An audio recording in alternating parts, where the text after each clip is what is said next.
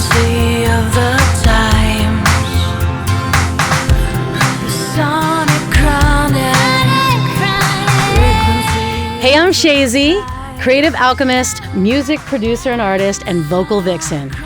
Born in Xanadu and living in LA, ready to scratch that itch in your brain. And hey, I'm Mandy, singer, songwriter, actress, lover, born and raised in LA, here to sprinkle a little magic everywhere I go. All right, and welcome to the Sonic Chronic, Woohoo! where we discuss the soundtracks and the music of the most popular film titles of a year, and how they influenced or were influenced by the cultural and global buzz of that year. Okay. Who were its popular tastemakers and storytellers, and what was the frequency of that time. Yes. So here we are. And you know what? I realized the other day we were kind of cleaning up the control panel and my butt bumped the shifter. Not the butt bump. And we went all the way back to 1982. Whoa! I wasn't expecting that, but in a weird way, I was like, Nostalgiaville, and that's a long time back, but what an interesting juxtaposition to really explore. So I loved exploring this year. Yeah, it was, 1982, and so the title of this year is, it's 1982, and Home is Where the Heart Is. Oh, that's perfect. Yeah, part 1. Part 1. Because as you know, and again, if you're tuning in for the first time to the Sonic Chronic, we will explore a year in 2 parts. Yes. So going forward, every year is going to have part 1, part 2, because we have so many awesome titles to explore. There's and just too many to choose. So many. We love it. I want to do all of them. Yes. But we just and that can't. gives you a chance to really marinate in that year with us. So this is going to be part 1 of 1982. And we're excited. But let's go back to that time. Let's deep dive. really What was go- happening, Shay? 1982. I wasn't even born yet. You were just a thought. You were a glimmer in the stars. I don't even think I was a thought yet. I think you were a glimmer in the stars. Just a glimmer in the stars. Just a little twinkle in the sky. up above. Little twinkle star.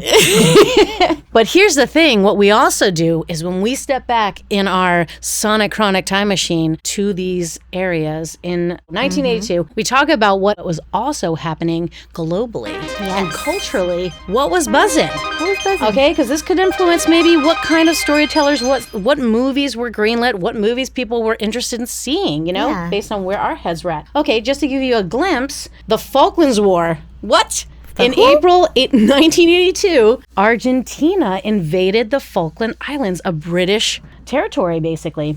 And conflict between Argentina and the United Kingdom resulted in a 10-week war, which ended with a British victory in June. Dang. So this war, it basically was captured international attention. Obviously, this is the big thing that year. And it had significant geopolitical implications, right? Okay. So you had a war situation. Then you also had the assassination attempt of Pope John Paul II.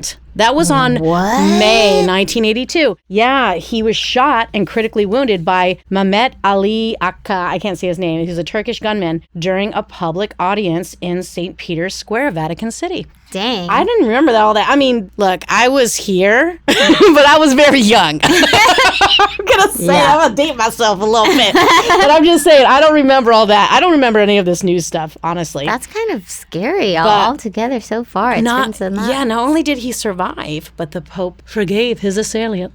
Assailant or assailant? Assailant. I like a salient.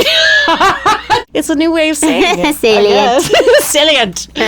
Oh, gosh. Then the Lebanon War. Okay, there was a lot of war A lot happening. of wars happening. June 1982. That was right after the Falkland thing. Wow. Okay, so Israel launched a military campaign against the Palestine Liberation Organization in Lebanon. I mean, this has been an ongoing feud for decades, right?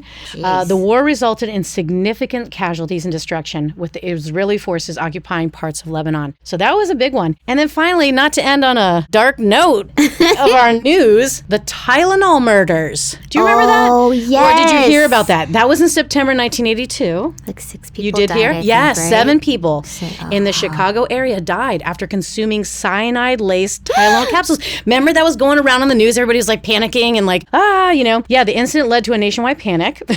And it was the first known case of product tampering on a large scale. It prompted new packaging and safety measures in the pharmaceutical industry. So at least it led to that. You know what I mean? You know, when I think back to 1982, Oh boy. something really tugs at my heart. Okay, what?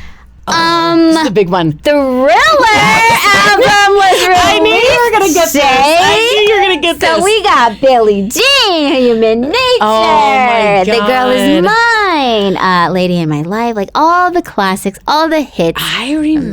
Michael Jackson, King that- of Pop, you might have heard of him. I mean, that was a global sensation, phenomenon. That whole thing. I remember reading about the news. Oh my God. I was like, Mandy's going to get this. Oh God.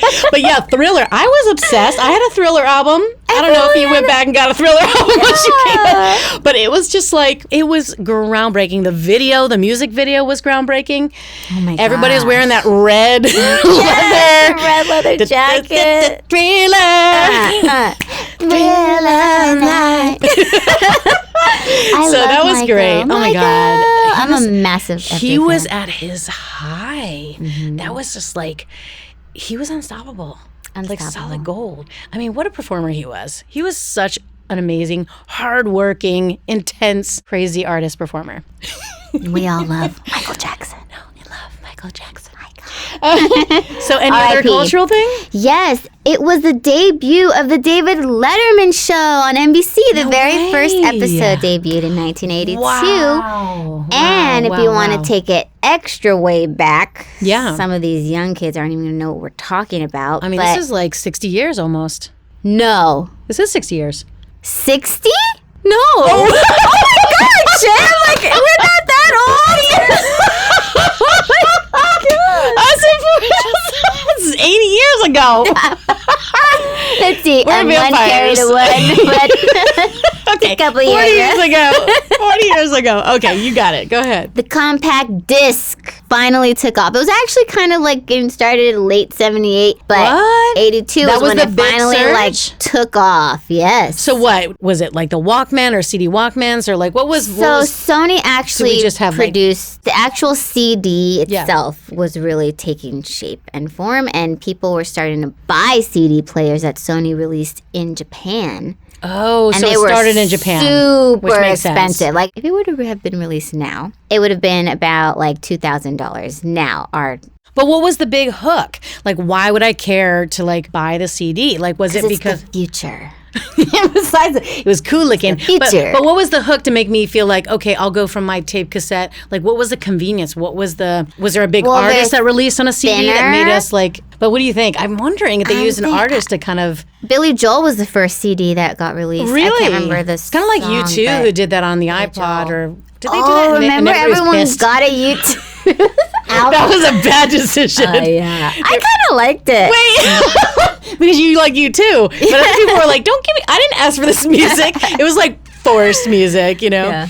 But no, yeah, I'm so curious about like how they got it to be mainstream. That is what I'm saying, because it was expensive. It was like you had to have a machine, especially the beginning stages of something, you know. Remember when we reviewed The Wedding Singer? Yeah. And that Drew Barrymore's boyfriend at the time, he's like, I just got CDs. Yes. He's talking about how it was so expensive. That's and, right. That like- was like early '90s. Yeah, but right. they were like talking. It was based in the 80s. Oh, they were based in the '80s. You're Yeah, right. so we kind of got to see what it was like, but I guess it was just like It was the hot cool thing. new thing. Like Yeah. everybody wants the iPod, everybody wants the Right. iPhone, and so back then it was the compact disc. I mean, it was cool because think about it. You could fit like so much music on that thing. Yep. And it couldn't get easily destroyed. Like a tape cassette, forget it. You got a little wrinkle and you're like, you're like trying to rewind. And it's paper thin. You can could carry it skip anywhere. songs really quick and go back.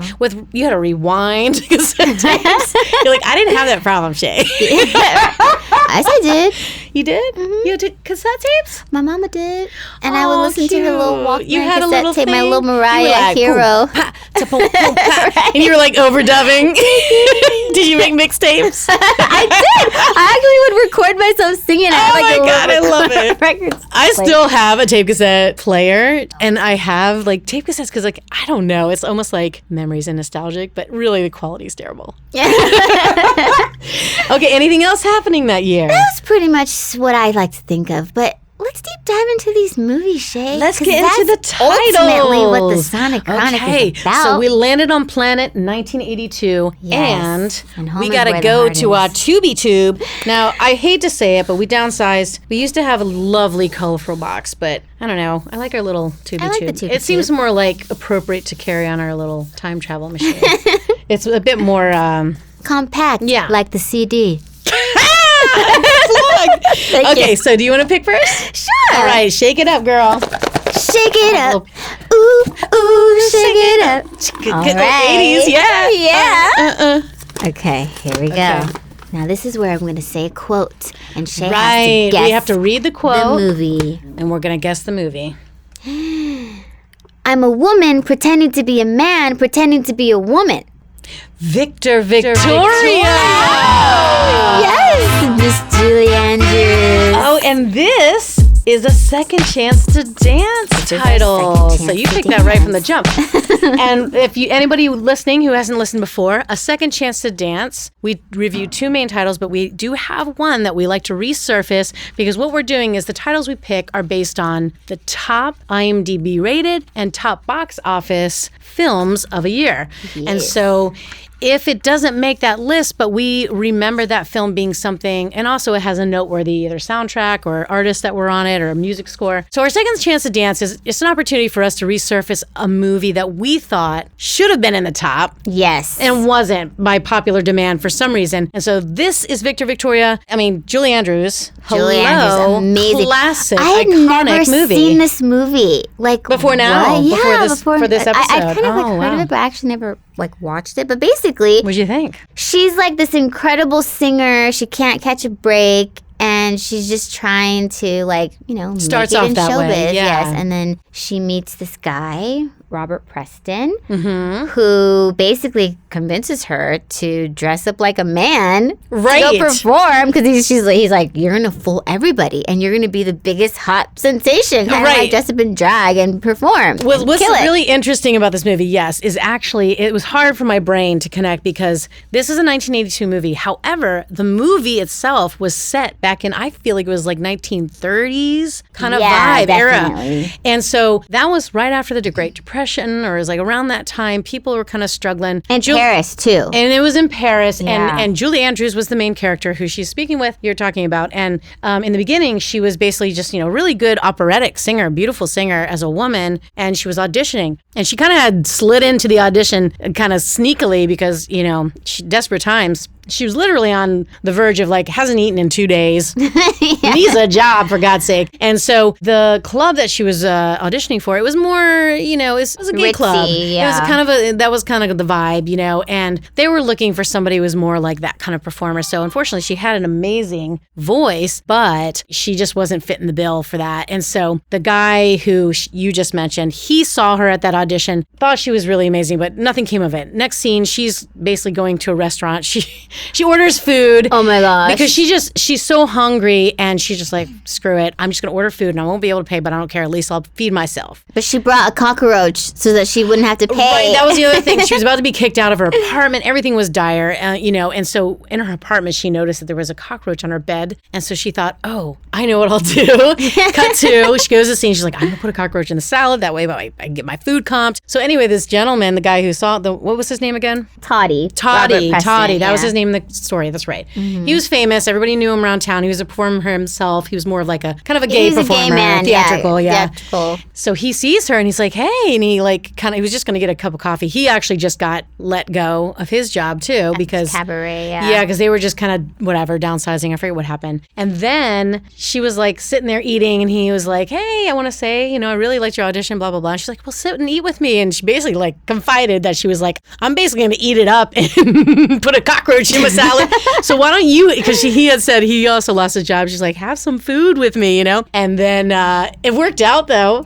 Do you know Julie was actually terrified of cockroaches while filming this? It looked like fun fact. I mean, they had a real cockroach. Because I thought she grabbed the cockroach on the bed was dead. I thought it was dead. And so when she put it on her salad, she had it in her purse and she's like, okay, I'm going to dump it on now. And then there was nothing came out. She's like, ah. She's like, wait, where'd it go? And the next thing you know, it was like, scurry.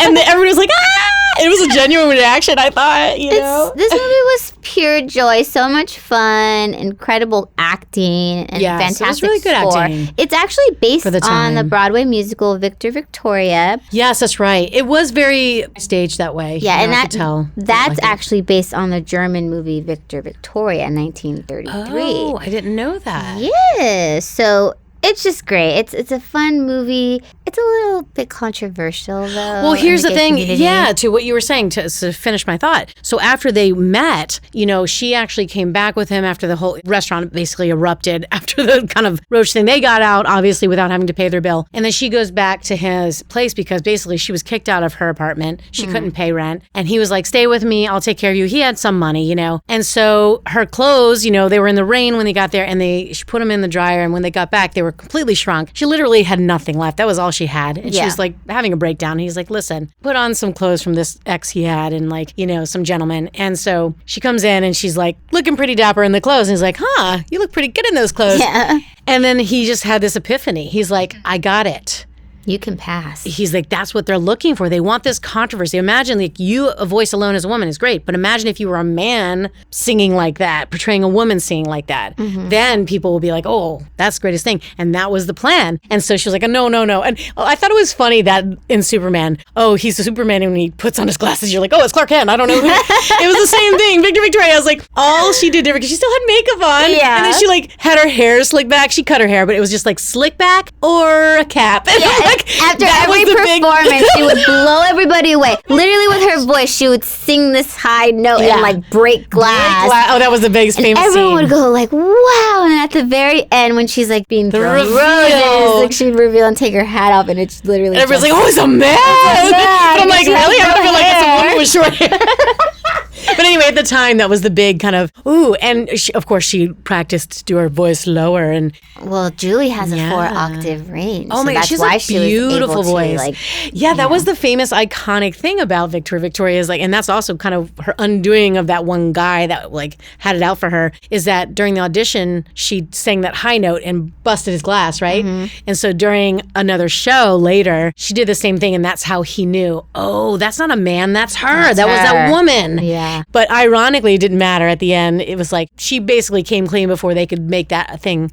And there it was worked also out. a great love story in this Yeah. too, with famous actor James Garner, who I knew from The Notebook, the older man in The Notebook. Yeah. Yeah, but he's obviously a famous actor back in this time when this movie came out. But There were a lot of, he plays big like names a in this. Chicago mobster, super hetero male, like That's would right. never ever fall for a man. But he kind of like freaks out because he's having feelings for Victor Victoria, and he's just like, what? He was determined, and that's it. I was kind of on the fence about that too, because I know they were being risque at the time, and I appreciate that. Like you were saying, there's controversy. We'll come back to that.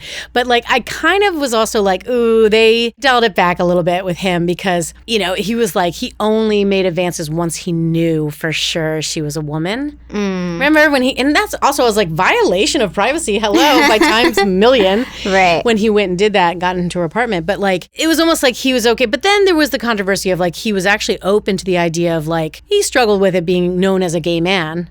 Right. You know, but it was interesting. In 1982, actually, that would be 1930. Is that the controversy you were speaking to? Oh, well, just a lot of people in the gay community, they watch this movie and they kind of cringe because they just feel like the director, Blake Edwards, he never really got gay comedy right when he also tried to do That's it what I back was with Breakfast wondering. at Tiffany's, and there's just a lot Sounds of like a straight person doing gay comedy. just like right? really bad stereotypes. Yeah, Of there like was that. gay love or like just love in general with them, or like the cross-dressing stuff, and just That's like what I there's a lot mean. of cringe moments. Yeah, it was But tough. This was just supposed to be taken as a comedy and just very lightly and just kind of poking fun at gay Paris, not an actual realistic depiction of what it was. But you know, people, they It was easing people. It was still trying to be a little bit more polite. I get that. But, and it was tough because you can't really put, at the time, we weren't able to push it too hard. But it was enough that it opened the eyes a little bit. It opened the conversation a little bit. And here's the other thing I thought was really interesting that touches on the theme of our episode here and the other titles we'll review, is this idea of women and how they're perceived. And it was almost like this beginning of the awakening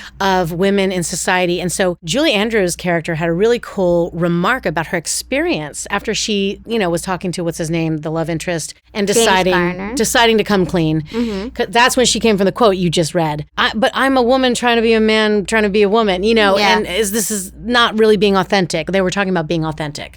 But she was also saying she liked what she had. She liked this lifestyle. She was actually saying, like, I never knew, being a man, I get so much privilege I never had before. She had this revelation to him because as a white man, he didn't get it. She was like, you don't understand. Like, I get treated very differently when people think I'm a man. Even if she's a gay man, she still gets more privilege than a woman would. Right. Because he was like, interesting. I don't want to have to lie about what I am. Because he was kind of like a mobster. Right? Yeah. He didn't want to be perceived as gay. But all in all, like, just the fact that a famous star like James Garner would play a role of a guy questioning his own homosexuality.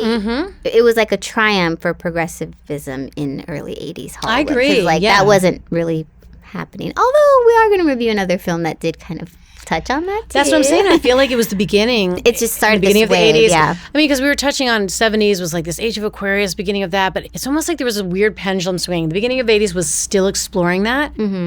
Even like, like Dark Crystal and all this stuff, there was like this interesting, like, we were looking at different possibilities and different dynamics of relationships and like sci-fi and fantasy realities of like not the typical stuff. But then I feel like there was like a total like swing back revolt against that. Because mid 80s to late 80s where it was like, it's too fast, too soon, I think that's what happened. And I think that why it had the controversy too is because it's the first time we're seeing it. So, our gay brothers and sisters, they want to see love of how we actually have it, not like this like slapstick, cliche, humorous. It was a bit cliche, But at least it did open doors. It started. It did, and we say that it's almost like for people of color or women when there was like movies in the beginning where it was like, was it perfect? No. But in the beginning, it was almost like we can look back on it and almost see how we evolved and grew through that. And we have to be thankful. We do. And Julie Andrews, I mean, she just like, I really loved how authentic she played it. Oh yeah, actually, she was phenomenal. It felt very natural, and I loved that about her playing that role that way because it didn't feel.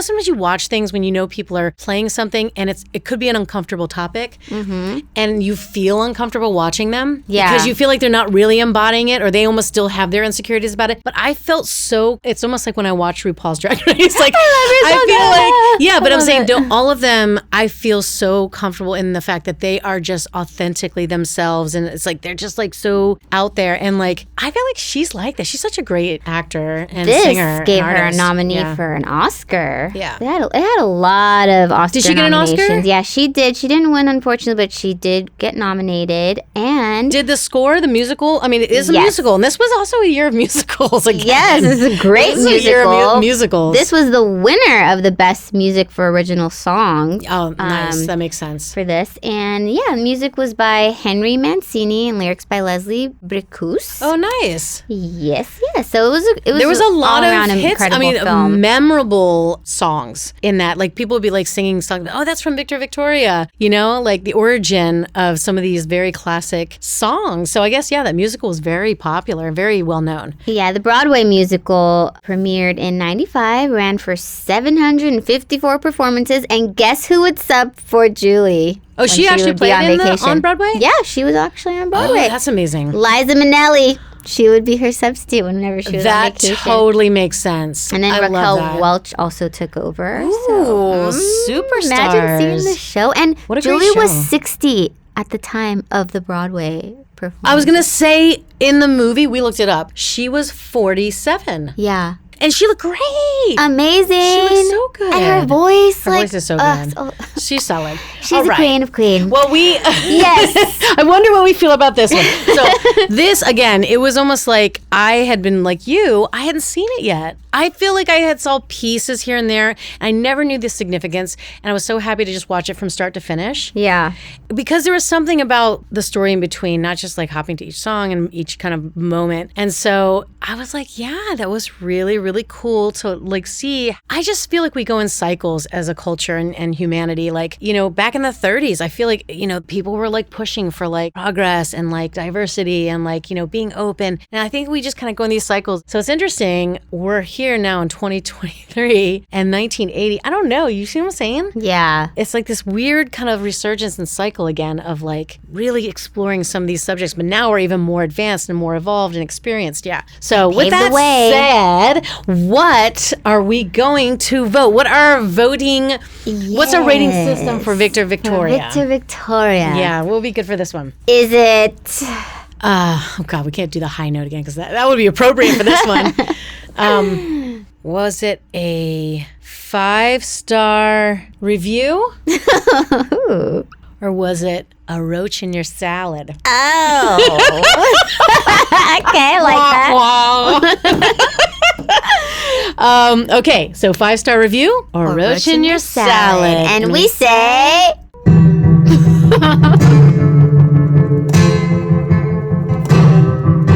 5-star review! Yay! A 5-star review, yes, I agree.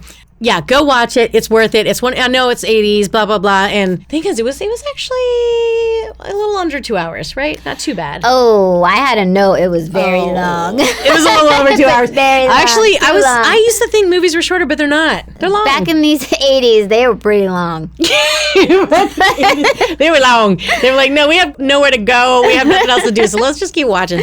All right, but it's worth it. Worth it. Okay, so let's go to our next title. I'm squeaking on my chair here. We have new chairs. I know. They're comfy. They're good on the tush. All right, hear this? Chicka, chicka, chicka, chicka, chicka, chicka, chicka. This is our film tube. Here we go. All right. Let's see what we got. I get ready to do my scene. I'm so excited. Ready for your close-up? I'm ready for my close-up. Okay. See if I can guess. Oh, I wish you were doing this one. Okay. I got nowhere else to go. I got nothing else. Oh, that's Richard Gere in An Officer and a Gentleman. Zach Mayo. That made me Officer cry. candidate Zach. He broke down. He was trying to get him to DOR. He was trying to get him to quit. That was a really good performance. Yeah, that... Richard Gere, first of all, was super hot. Okay, sex appeal.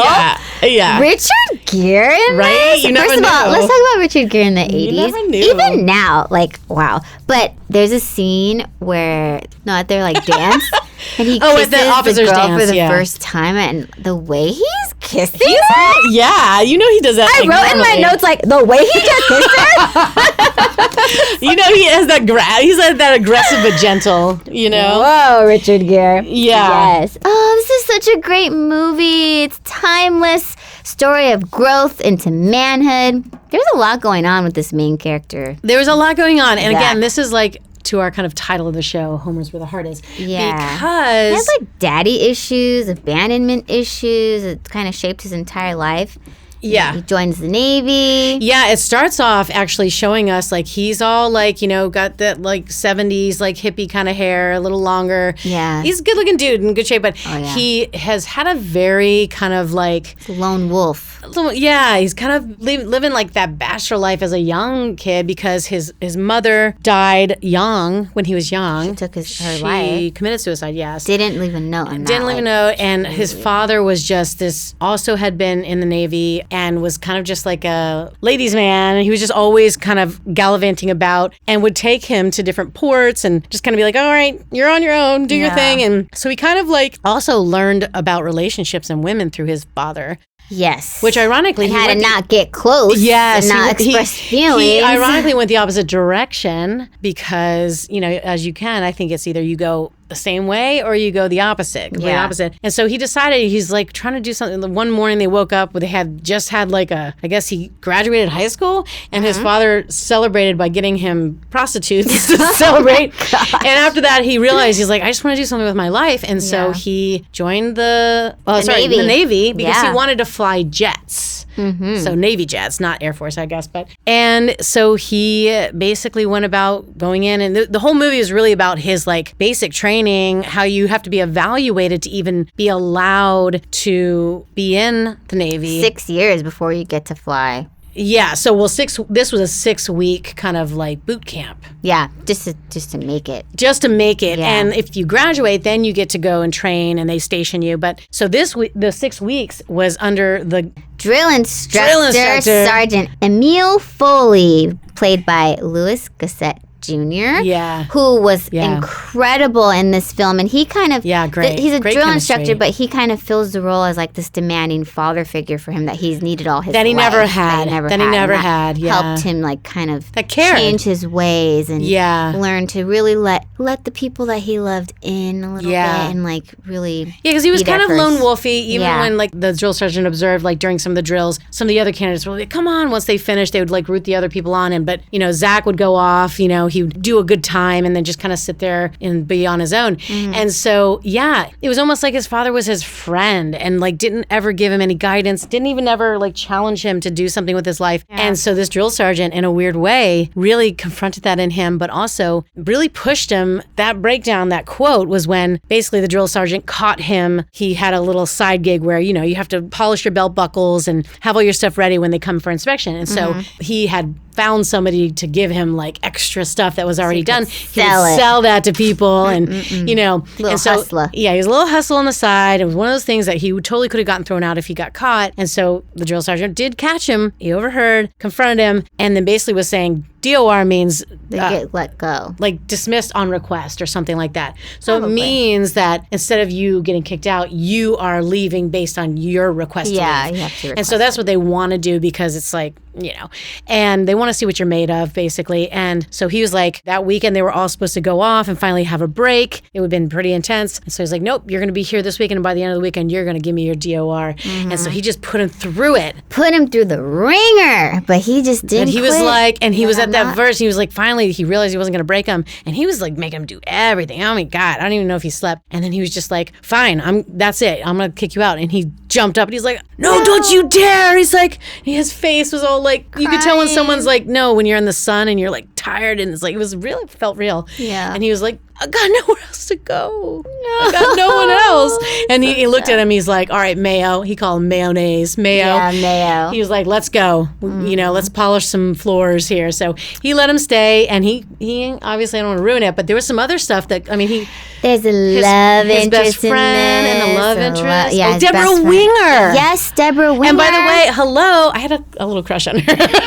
I feel like everybody did. She's so beautiful. She was great in this. She stole the show. She was his love interest. Actually, fun little fact is Deborah and Richard didn't get along at all while shooting this, even though they had incredible chemistry. I wouldn't have guessed that. Because he was a little salty that basically in every scene they would do together, she would steal the show because she's such an incredible actor and she was more open to the camera than he was at the time. Yeah. This earned her an Oscar nomination. And I loved her character. Yeah, she was so It was really good acting. I missed that. I missed that really good acting, it was so, it's like timeless acting in these love stories. But she actually didn't even, she like despises this movie because at the time she negotiated her own contract and didn't think to put a no nudity clause in it. So she actually didn't want to do that. She was topless. She was topless. They were grinding. She was on top of Richard. Like, it's a total sex scene. They didn't show it, but they didn't show it, but like she didn't want that at all. Yeah, and unfortunately, she couldn't get out of it. So she just like doesn't so she kind of cringes on it. She cringes on it, even though this was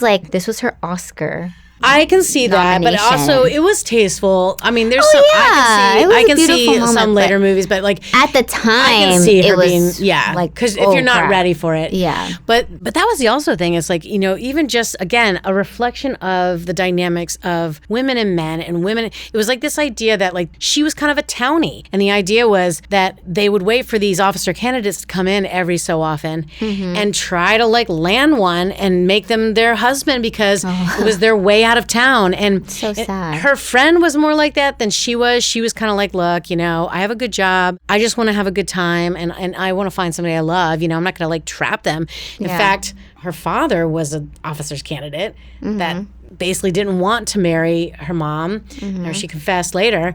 And so history repeats. Yeah, she had this kind of obsession in this weird way, but at the same time, and the stepfather was kind of resentful. But I think her mom was so worried that the same thing was going to happen to her. But it ended up being a good ending, Really if you haven't seen it, we won't tell you. ending. But there's something very sad in this too. It has to do with his friend that was also in training. But it was also just a reflection of this expectation of men and women, especially like that military dynamic, or just like the role of men have to do this, and then like the women are supposed to be there and like, take care of me, and like, it was just like beginning of, again, touching on these roles for men and women and this expectation. Like the friend, he was filling the shoes and living for somebody else, and it was like really not fulfilling him. Yeah. And I Because think his brother. Yeah. So Sid. Yeah, Sid is played the by friend, David the best Keith, friend. Yeah. His brother died in the Vietnam War, so he was in the military. Yeah. So prior. he felt like he needed to join the Navy for his brother, and he didn't really want to be there at all. And then he falls in love with Lynette, who plays Deborah Winger's friend. best friend. Yeah. Paula's best friend. But in fact, he was also, remember, he found out later, Zach even was like, his brother had a fiance, and strangely, gosh. they were basically having Sid now marry her. It was a weird dynamic. It was almost like this family expectation. Everywhere, I'm like, what is going Yeah, on? but I'm saying also weird that they're like, all right, marry your brother's fiance now that he's Yeah. gone. Like, that was also a pressure that he was like, he felt he needed to fulfill that because his parents He has expected a that. very sad ending in this Yeah. movie. It's So really don't you think that sad. was weird that like, and of course that's why he was like kind of rebelling against that. He wanted to be his own man, Yeah. you know? But such a great film, tons of awards, a lot of Oscar nominations. Actually, we have a winner. Louis Gossett Jr. won Best Actor in a Supporting Role. And actually, it's significant because he was the first African American to win. Yes, it supporting was role. significant. I Yeah. remember that. Yeah. And he's great. Yeah, so it was incredible. And then, of course, Deborah got her nomination. And for the music. So music, it went- famous song from this one. Yes, Oscar-winning song. Shall we sing it? Yes. Just lift me up where we belong. Put our wings on. And the eagle fly from the mountain high. I just totally make up a lyric.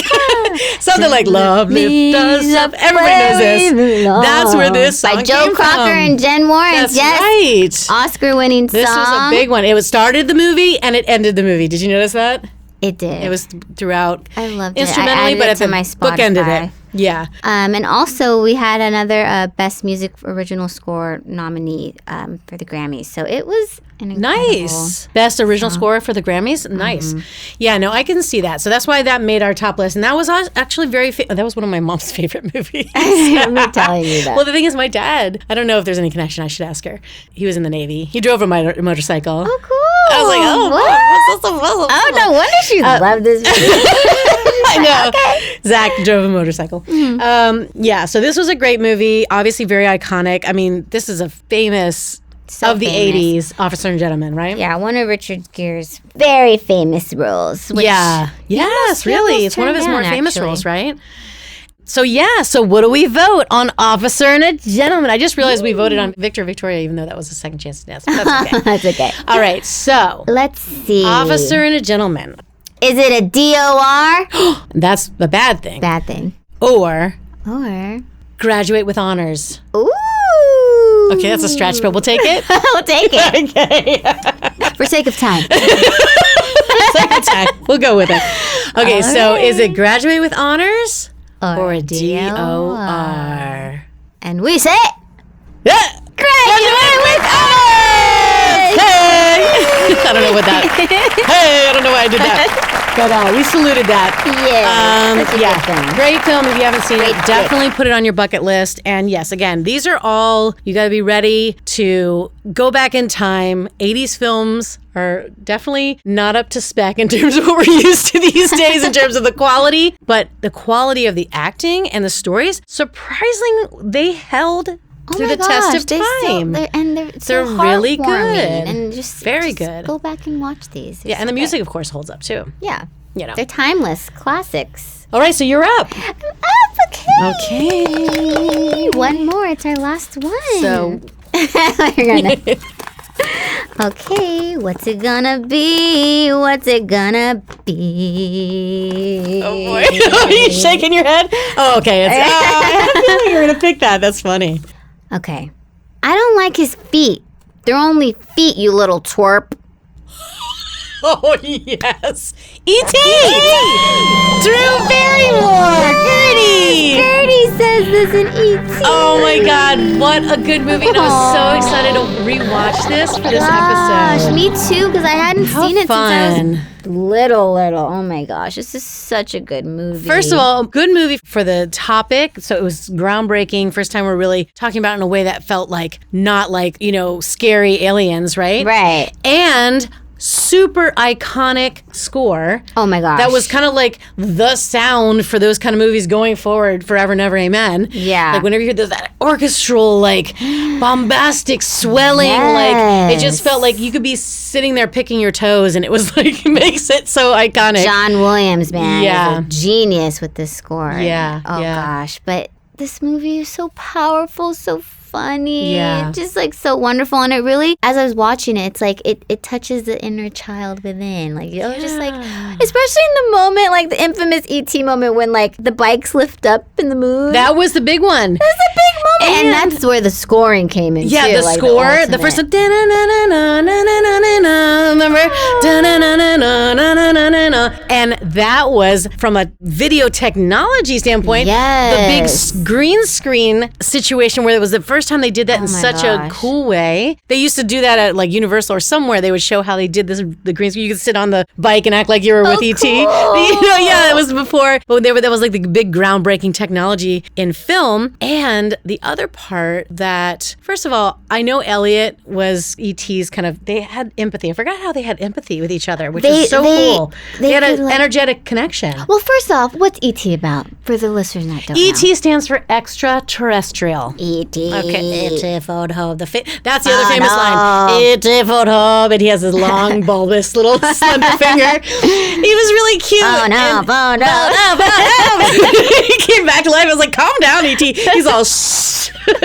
But no, what happened is, basically these extraterrestrials ETs were on Earth exploring and, just quietly exploring. And they're, minding their own business. They're very kind of like nature-based. That was the implication. And they have, obviously, they're a bit more evolved than us. They can telepathically do things and like, they can heal they people.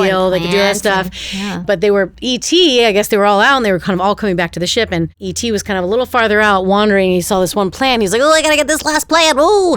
And then as they were going, he realized there was this car pulled up and these people who were just doing something randomly out there. He was like, oh no. And so he hid. And the ship is like sending out their little heart light saying, hey, come back home. And so his heart light lights up while he's hiding and it's like, wong. And he's like, oh no. And he like, the people are like, what? And they start chasing him. He's like, ah. I know. And he didn't make it back to the ship. Poor little ET. They had to leave so they wouldn't be threatened. So they like head out. They're like, sorry. And so he's like sitting there like, what the heck? And so he ended up wandering. Elliot's place was close and he super close. He went to the shed. Yeah. And that's how he discovered him. And Elliot's a young boy. He's like a little 10-year-old how old boy. He is, yeah. And no one believes him, by the way, that he no found one believes this him at little first. guy. And his mom is a single mom. It was actually really sweet. I forgot how much I realized the acting is really good in this. The mom in this movie, she's a single mom. She's going through a lot. Honestly, I made a note, like, this lady was wild to keep leaving her kids home alone. Well, did you catch that? Yes, there was a couple times. She did it with Elliot. It was latchkey kids. I can relate to that. It was like moms had to go to work. They were just like, there's cereal in the cabinet and there's a key under the mat. Okay, I could kind of understand Elliot because he's like 10, but still. Yeah. She left Gertie home alone. She's like 4. Wait, what scene? When she usually took her, I thought. No, she left her home alone with E.T., remember? Wait, I thought she just... Oh, she's like, I need to go pick up Elliot because he freaking let out the frogs. Right. Oh my God, how freaking cute was right Drew Barrymore as Gertie? Oh, she's so cute. I can't take it how freaking adorable. And she was a really good little actor. Super good. You know, she auditioned for Poltergeist and didn't get that role, but Steven Spielberg was like, you know what? I have a role in mind for you. And that's how she Way got better this one. role. Way better role. Because it was super cute and endearing, and she's super funny, actually. Super funny. And a lot of her lines were just her just ad-libbing. was that true? Yeah. And actually, the quote you did was hers. She discovered after being scared about E.T., but then she was settling in, and they were trying to figure out what he was. They're like, what kind of animal is he, And she was like looking down at them, and she always had this perfectly timed little like comment. Yeah, and she's like, I don't like your feet. Yeah, I don't like his feet. And just before that, he was eating some food, and they kept giving him candy and different things and seeing what he could like to eat. And she's like, maybe he's a pig. He sure eats like one.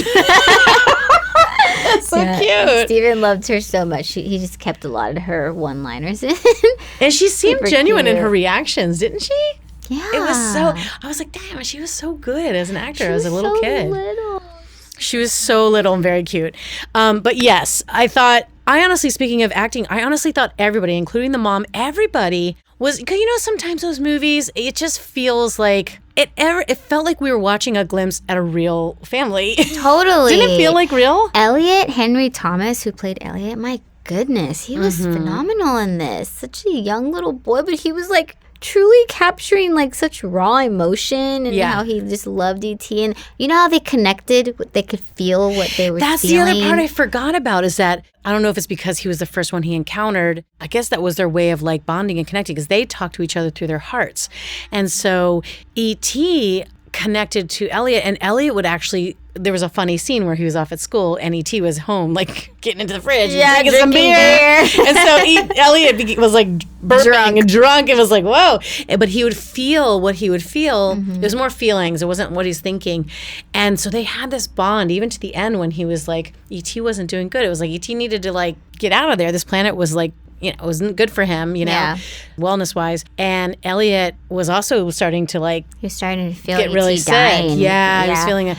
Did was you catch that throughout the movie, they didn't show the adults until the very end when we saw the doctors? Which were played by real doctors and nurses, by the way. Oh, I didn't know that. Yeah, fun little fact. Except for the one main scientist who was like, I've been waiting for this moment since I was 10 years old. He was an actor, but he was really good. But the doctors operating on E.T., they were all real doctors and real nurses. I didn't know that. But throughout the movie, they filmed the adults, like even the people that are searching for E.T., it's always like from the waist down. Like I did make a note of it this time. The only one they showed was the mom, but all the other adults, it was like symbolism. Wow, they're not showing the adults. You know what? I remember, and I'm so glad you picked up on that note. I wanted to bring that up, is because I did read somewhere they did that intentionally because he wanted the focus to be on how the kids, how they were coming at it. Because remember, even in a comment at the end where the scientist was like, I'm glad he met you first. It was like this innocence of how the kids were just like, we just want to understand him and you want to help him get back home, versus like scientists wanted to dissect him and like figure it out. So I think they did it on purpose, where it's like we lose our innocence and our childlike curiosity when we get older. And I think that's what he was trying to like apply. Well, this movie definitely captured that, like we were saying before. Like it really just like touches on the little kid inside.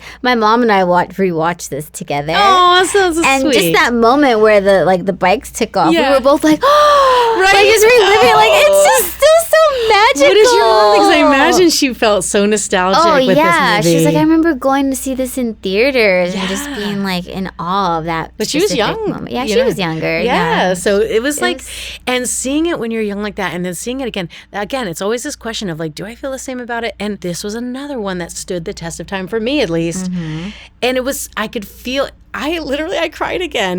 You know, the part that always bugged me, and I've seen it one more time before now, I hated when he was dying and they were all like, on the operating table, whatever, all the scientists were having, blah, blah, blah. Yeah. And he was like, and then they were like trying to connect with each other and like, oh God, I hated when he like, they were trying to bring him back and do resuscitation. I just hated that scene. Yeah. I hated it so Elliot's much. like, I can't feel him anymore. He's dying. I hated it. It made me sad. And I don't know what it was, but like when he said the line, I know why, maybe it's my own like shadow self work I need to do.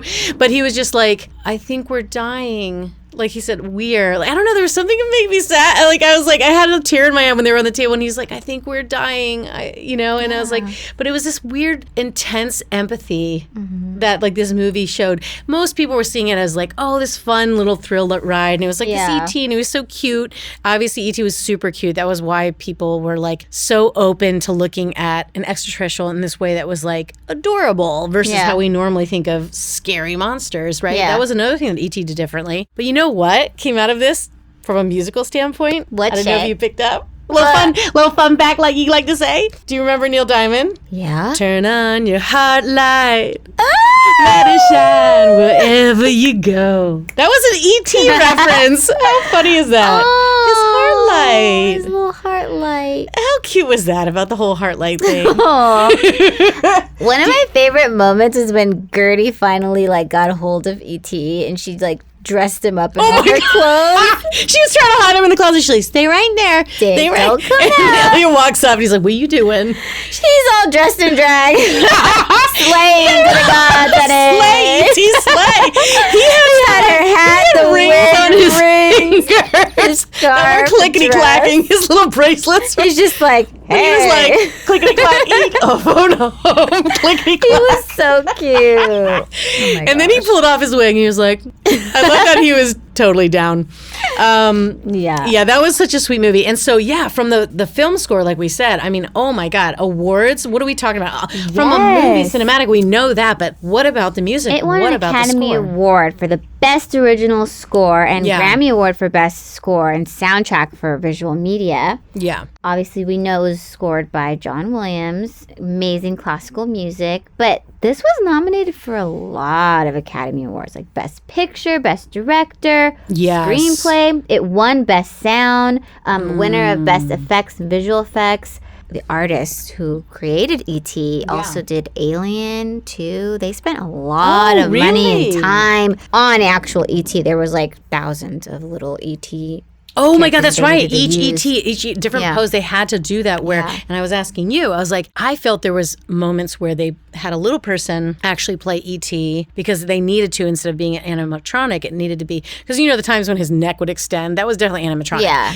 But when they were walking, when they were doing that, when they went out for Halloween, just before they did the whole famous biking in the sky scene, I felt like that was a little person in the E.T. Yes. I don't know. But most of it was just of it was dolls that puppetry, puppetry. Oh, yeah. They did so many different versions because they had to, like the one where he was in the famous scene where he's in the closet, hiding like another stuffed animal. And then they had, of course, the one where he was, that's the part that hurt me the most. Remember when he found him in the river? I hated that. Oh, and he's all like... Yeah. And the raccoon was like, what's up with you, bud? Like, what's this big He's like, what's good, man? You all right? You good, man? The voice of E.T., the sound designer discovered her at a camera store. Wait, it's a female? It's a female. Her name is Pat Wall. She's a housewife from California, and she would literally smoke 2 packs of cigarettes a day that gave her that recognizable raspy tone of her. Wait, she prepared by smoking No. That was just like why she had this voice. She just like changed. I got a real good role. I gotta prepare.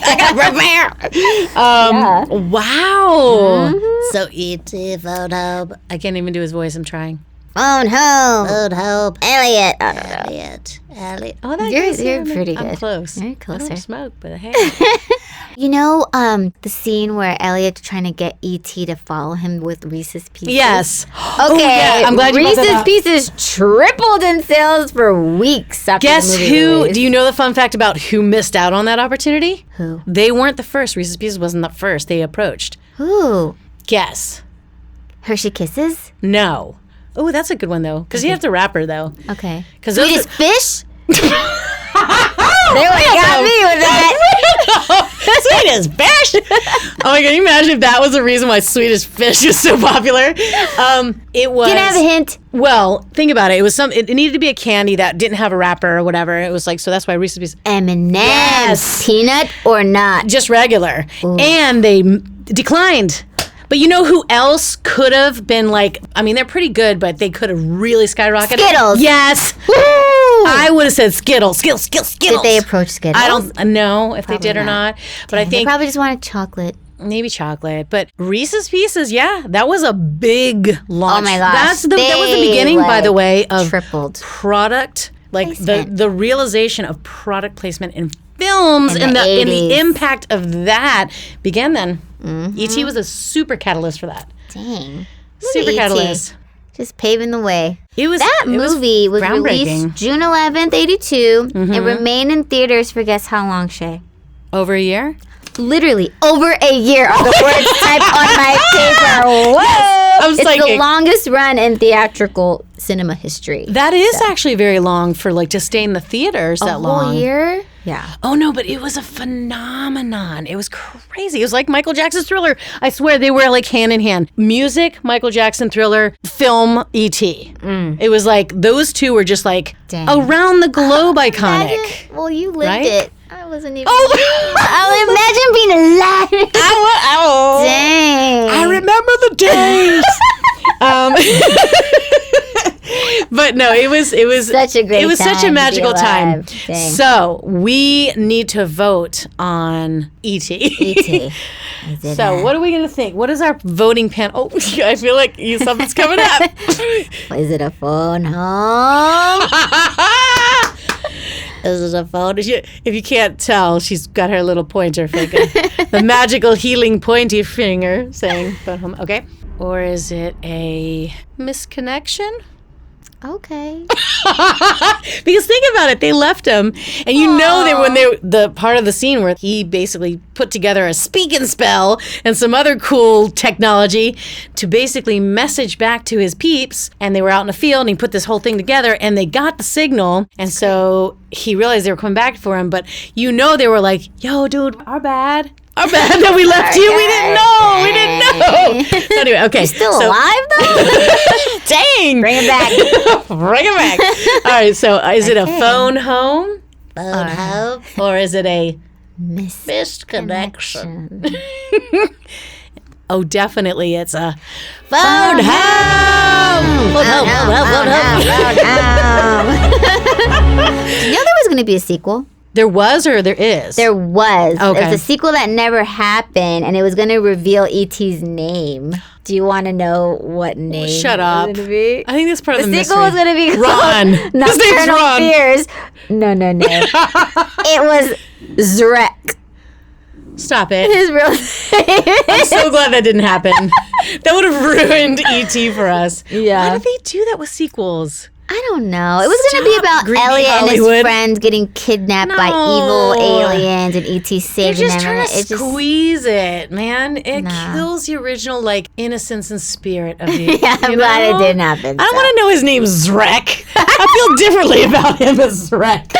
Zrek. I'd call him Z. Hey. Hey, Z, what's up? I like Z. ZZ. Go watch E.T. Go relive the nostalgia. Really, you gotta go, and you know what? You might find yourself craving some Reese's Pieces. Oh, yeah.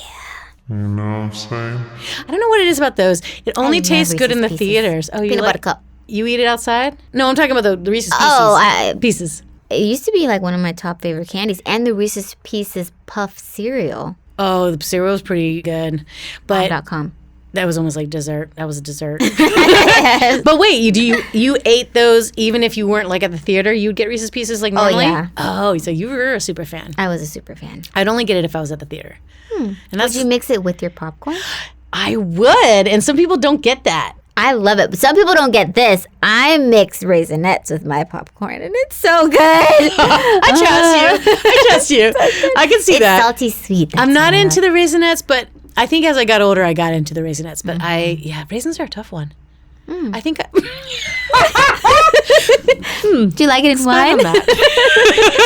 I think I like raisins. I used to, my mom, oh my God, talk about trick-or-treating where you're like, there was a neighbor that always gave out the like yellow, the juicier yellow raisins in the box. Yeah. And I didn't like the black ones were really tough. I don't know. I liked the yellow ones. Raisins.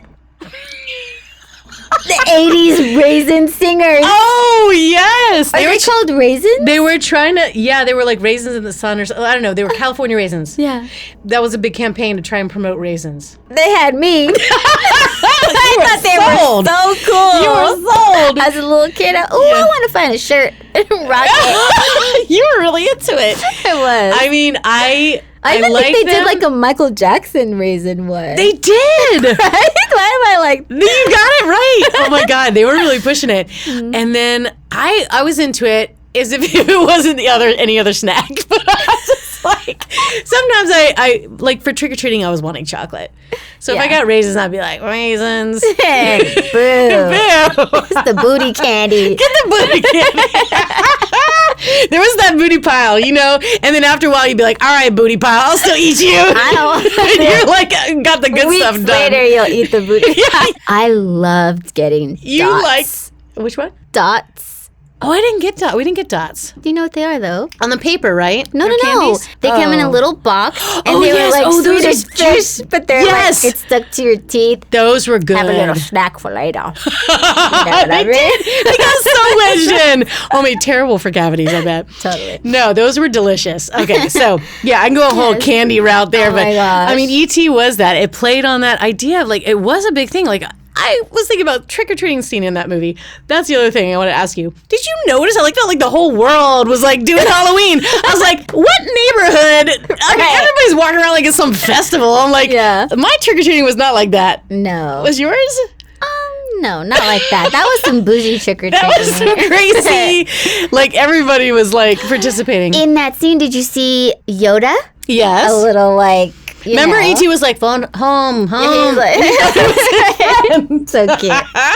All right, so that was our last title, wasn't it? Our last title, but we do have some honorable mentions. Oh, we do have Want you to honorable check mentions. That's out. right. We do this. These are the ones that don't make the cut for a full review, but they were top on the lists. Yes. And or something we wanted to mention because we thought they were cool. Worth seeing. But yeah, let's talk about our honorable mentions. What do we got? We did mention Poltergeist, the one that Drew auditioned for. The original Poltergeist. This was 1982 that it came out. Spooky.